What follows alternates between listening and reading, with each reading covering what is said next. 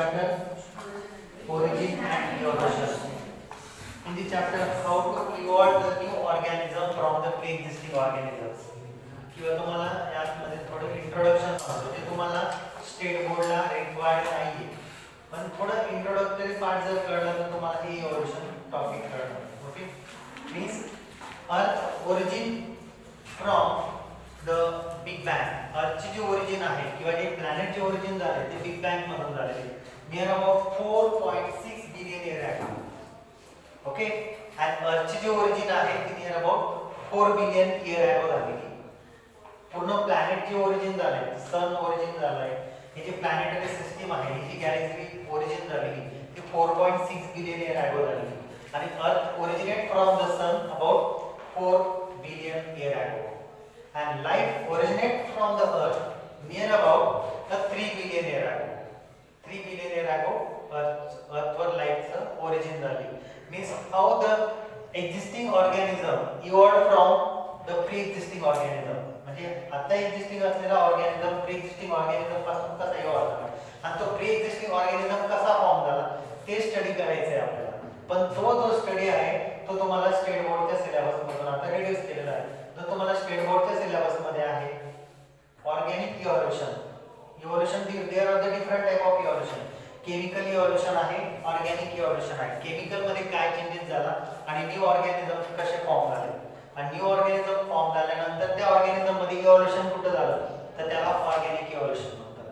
दोन टाइपचे इव्होल्यूशन आहे. केमिकल इव्होल्यूशन म्हणजे केमिकल मध्ये काही चेंजेस झाले त्या चेंजेस झाल्यामुळे एक न्यू सेल प्रोड्यूस झाली. न्यू सेल ने एक न्यू ऑर्गॅनिझम प्रोड्यूस केला हे झालं केमिकल इव्होल्यूशन. त्यानंतर नेक्स्ट आहे ऑर्गॅनिक इव्होल्यूशन म्हणजे जो एक्झिस्टिंग ऑर्गॅनिझम आहे आता तो प्री एक्झिस्टिंग ऑर्गॅनिझम पासून कसा इव्हॉल्व झाला ते स्टडी करायचं आपल्याला ऑर्गॅनिक इव्होल्यूशन मध्ये. कळलं तर ऑर्गॅनिक इव्होल्यूशन चा एक पॉइंट आपल्याला बघायचा modern synthetic theory of evolution. Modern synthetic theory of evolution. This theory was explained by different scientists. ही जी theory आहे different scientists ने explain केली आहे. त्यामध्ये फर्स्ट आहे are features, then JBS Hendon, then Dobzhansky,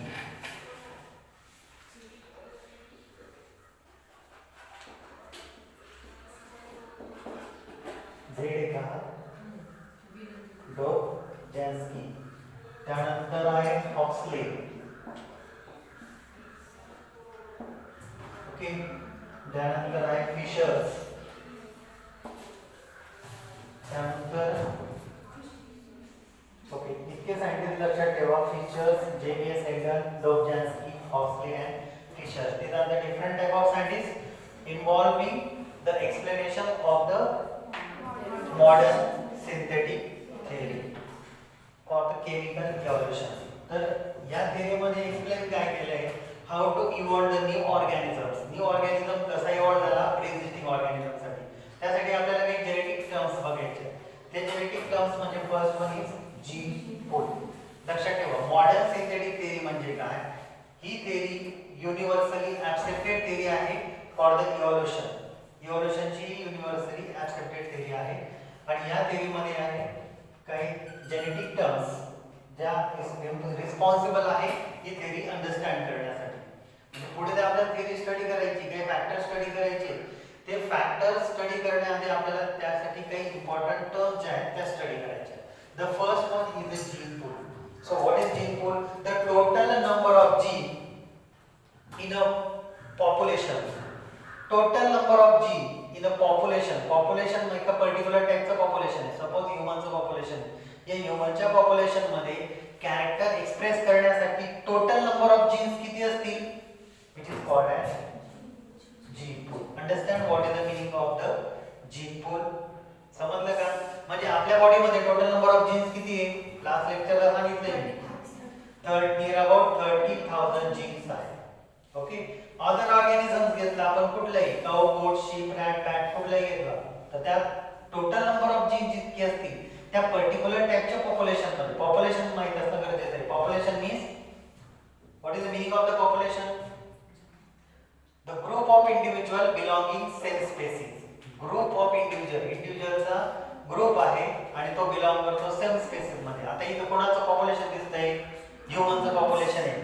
humans आहे काही. ओके, ती पण ह्यूमन्सच आहे का? कारण की हे जे ह्यूमन्स आहेत त्यांच्यासारखे त्यांचे फीचर्स दिसत आहेत, कॅरेक्टर्स दिसत आहेत, म्हणून काय ते included in humans. Very good. म्हणजे हे कुठलं पॉप्युलेशन दिसतंय तुम्हाला? ह्यूमनचं पॉप्युलेशन. मग या ह्यूमनच्या पॉप्युलेशन मध्ये टोटल नंबर ऑफ जीन जितके असतील ते all are gene pool. Understand? Second one, gene frequency. The proportion of an allele in a population, लक्षात ठेवा, the proportion of an allele in a population to the allele at the locus. म्हणजे बघा, gene frequency असते म्हणजे total number of jeans आपल्याला माहिती किती. Okay, suppose आपण घेऊ 30,000 जीन्स घेतलेत आपण. ठीक आहे, 30,000. हे बघा, या कन्सेप्ट समजायचे असतील ना तर जीन फ्रिक्वेन्सी कळणं, जीन पूल कळणं गरजेचं. जीन पूल कळले तुम्हाला 30,000 जीन्स हे टोटल नंबर ऑफ जीन्स म्हणजे आपल्या बॉडीत आहे जीन पूल. ओके, तर जीन फ्रिक्वेन्सी काय? The gene frequency is the proportion of an allele. अलीलचं प्रपोर्शन किती आहे? ओके, माझा एक जीन असेल तर त्याचा एक अलील, एक दोन अलील असतात, एक तर डॉमिनंट किंवा रिसेसिव्ह, किंवा आणखी जर इव्हॉल्व झालं असेल म्हणजे स्टडी जर केला तर एका अलीलचे एक जर जीन असेल तर त्याच्यामध्ये नंबर ऑफ अलील असतात, मल्टिपल अलील म्हणतो आपण. ओके, मग total the proportion of the allele to the locus, proportion of the allele in the population मध्ये टोटल नंबर ऑफ अलील्स किती आहे, to the proportion at that the locus, म्हणजे त्या क्रोमोझोमवर त्याची एक्झॅक्ट लोकस किती, तर ते म्हणजे सिम्पली आपण काय बघणार, त्याला म्हणणार जीन फ्रिक्वेन्सी. ही जीन फ्रिक्वेन्सी चेंज होते. Suppose total number of population आहे, या पॉप्युलेशन मधून जर आता सपोज गणेशचं एक्झाम्पल दिलं, गणेश आपल्या पॉप्युलेशन मध्येच आहे, पण गणेश जर फॉरेनला गेला, फॉरेन कंट्रीज मध्ये गेला, तर इथले जीनचं जे पॉप्युलेशन आहे, पर्टिक्युलर कॅरेक्टर त्याच्यामध्ये, हे इथलं कॅरेक्टर म्हणजे इथला जो जीन पूल आहे तो कमी झाला ना, म्हणजे जीन पूल कमी झाला म्हणजे जीनची फ्रिक्वेन्सी तर काय झाली, रिड्यूस झाली. आलं लक्षात? तो तिकडे गेला, तिकडे त्याचं मॅरेज झालं. ओके, फॉरेन कंट्रीज मध्ये त्यांना 2 1 3 40 झाले, ते परत इकडे इंडियामध्ये आला. मग फॉरेन कंट्रीज मधून आला ना कोणीतरी आपल्या इंडियामध्ये, म्हणजे इथे जीनची फ्रिक्वेन्सी काय झाली, कडे इनक्रीज झाली. कळलं का? जीनची फ्रिक्वेन्सी कळली का तुला? त्याला म्हणतात gene frequency. So this modern synthetic theory depend upon the five main factor but divided into the 3 categories. Modern synthetic theory he 5 main factor वर dependent आहे. गणेश किती फॅक्टर वर? 5. पण त्या फॅक्टर हे 3 कॅटेगरीज मध्ये डिवाइडेड केले किंवा 3 ग्रुप मध्ये त्याला डिवाइडेड केले. First one is genetic variation, second one is natural selection,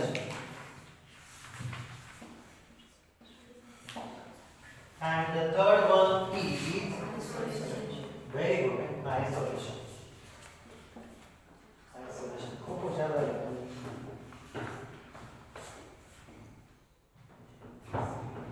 Genetic variation, change in gene and gene frequency.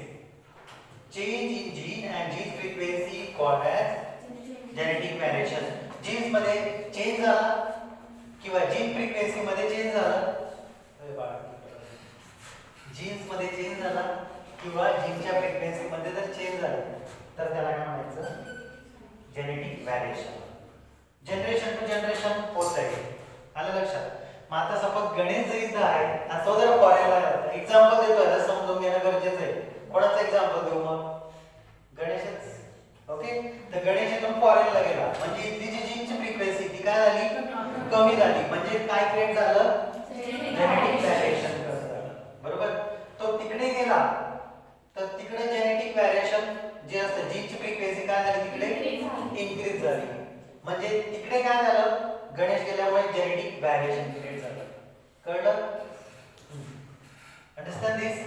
So genetic व्हेरिएशनला अफेक्ट करणारे फॅक्टर्स आपल्याला स्टडी करायचे. First one is gene mutation. So what is the gene mutation?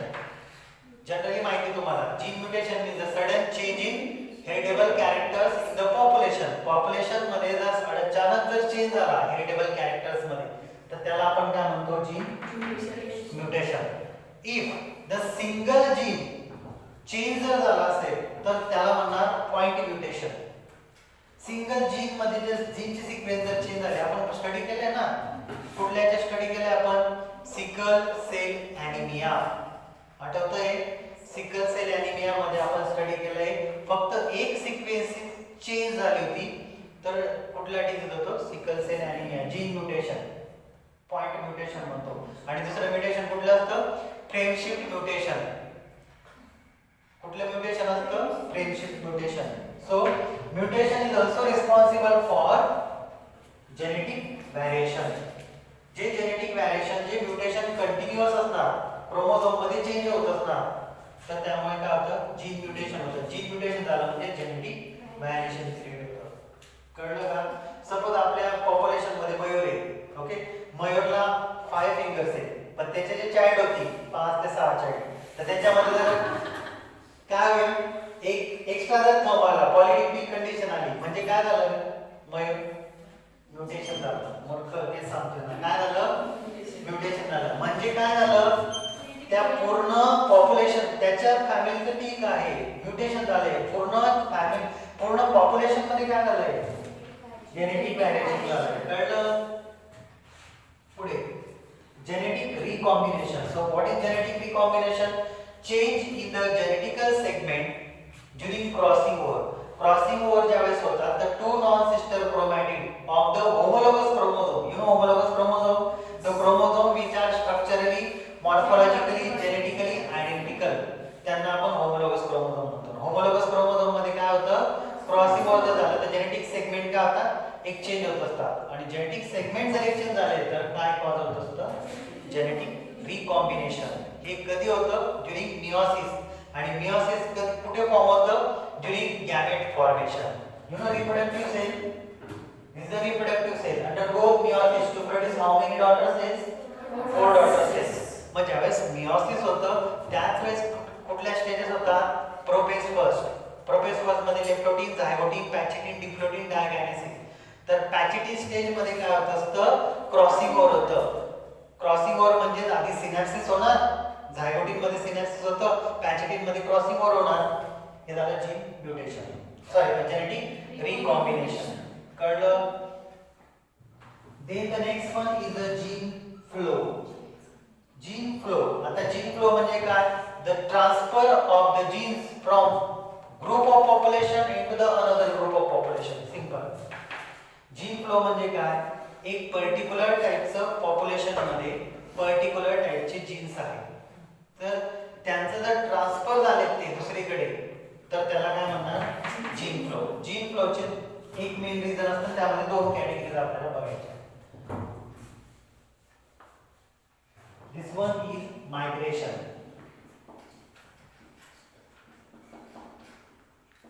ते काय?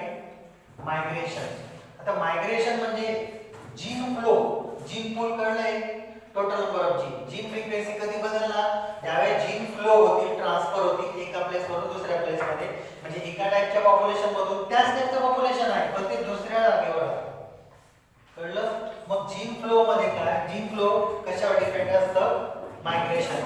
Migration means माहिती तुम्हाला, एका place वरून दुसऱ्या प्लेसवर ज्यावेळेस ऑर्गॅनिझम जातात त्याला मायग्रेशन म्हणतात. मायग्रेशन 2 टाइपचं असतं, एक इमिग्रेशन आणि एक एमिग्रेशन. एमिग्रेशन आणि दुसरं असतं इमिग्रेशन. इमिग्रेशन म्हणजे काय? The total number of individual move out of from the population. Population मधून हा टोटल नंबर ऑफ इंडिव्हिज्युअल असतील तर ते एका पॉप्युलेशन मधून बाहेर जातात. आता एक सपोज इथे हे सेम टाइपचं पॉप्युलेशन आहे आणि किती इंडिव्हिज्युअल दिसत आहेत? 1 2 3 4 5 6 7 8 दिसतात सपोज. तर या पॉप्युलेशन मधून हे सेम टाइपचं पॉप्युलेशन आहे, हे ह्यूमनचं पॉप्युलेशन आहे, हे पण ह्यूमनचंच पॉप्युलेशन आहे, फक्त इथून 2 नंबर ऑफ इंडिव्हिज्युअल इकडे गेले. म्हणजे काय झालं, इथं ऑलरेडी होती पॉप्युलेशन. इथे किती पॉप्युलेशन होतं, सपोज 4 इंडिव्हिज्युअल होते या पॉप्युलेशन मध्ये, 4 इंडिव्हिज्युअल. इथून 2 इंडिव्हिज्युअल निघाले, इकडे गेले. म्हणजे काय झालं, एमिग्रेशन. मायग्रेशन, पण मायग्रेशन मध्ये 2 असतात ना. एक एमिग्रेशन म्हणजे इकडून इकडे जात आहेत ते, म्हणजे इथलं जे फ्रिक्वेन्सी आहे, जीन फ्रिक्वेन्सी काय झाली, रिलीज झाली. इथली जीनची फ्रिक्वेन्सी इनक्रीज झाली. ओके. मग इथं काय झालं, एमिग्रेशन. ते इकडे येतात ना टोटल नंबर ऑफ इंडिव्हिज्युअल, तिथं काय होणार, इमिग्रेशन. मराठीत त्याला स्थलांतर म्हणतो आपण, स्थलांतर. कळलं. काय बघितलं आपण, gene flow. Next one is the genetic treat. एक मिनिट, जेनेटिक ट्रिटचे डेफिनेशन दाखवा. The any random fluctuation in allele frequency. Any fluctuation